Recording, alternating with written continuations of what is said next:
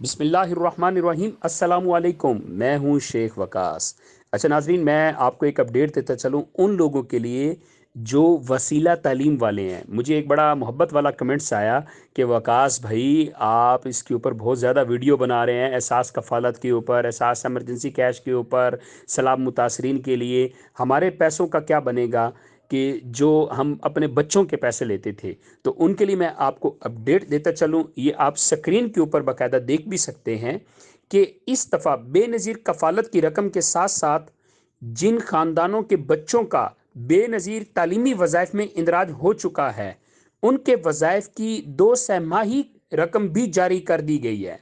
ठीक है, यानी कि अगर 2 किस्तें जिनकी शॉर्ट हैं तो वो भी उनकी जारी कर दी गई हैं।